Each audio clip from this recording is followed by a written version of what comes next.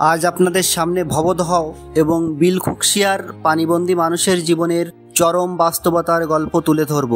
বাংলাদেশের দক্ষিণ পশ্চিমাঞ্চল, বিশেষ করে যশোরের ভবদহ অঞ্চল জলাবদ্ধতার এক ভয়াবহ বাস্তব চিত্র। বছরের পর বছর ধরে এই অঞ্চলের মানুষ পানিবন্দী জীবনের সঙ্গে লড়াই করছে।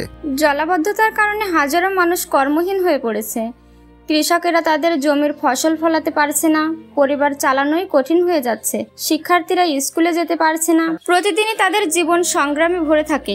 ভবদহ অঞ্চলের জলাবদ্ধতার মূল কারণ হলো নদী ও খালের মুখে পলি জমে যাওয়া, জলাশয় ভরাট, দীর্ঘদিন ধরে সঠিক খনন ও রক্ষণাবেক্ষণ অভাব, নদীর পানির নিষ্কাশন পথ বন্ধ হয়ে যাওয়া।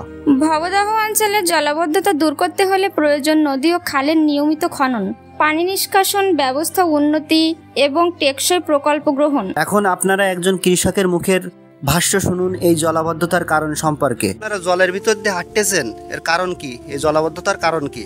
কারণ জল সরতেছে না নদী দিয়ে, সেই কারণে জলাবদ্ধতা। এটা কোন নদীর সমস্যা? এই নদীটা ভবদহ নদীর সমস্যা। শুধু কি ভবদহ?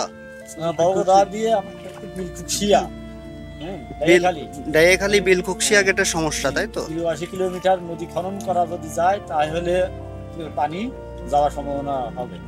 অনেক লোক ঘরবাড়ি ছেড়ে রাস্তায় আশ্রয় নিয়েছে। ওনাদের মুখে শুনুন তাদের বাস্তব জীবনের অভিজ্ঞতা। আপনারা এই যে রাস্তার পরে ঘর করে থাকছেন, এর কারণ কি?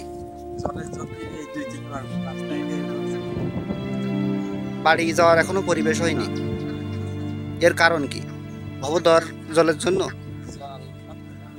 ও আচ্ছা।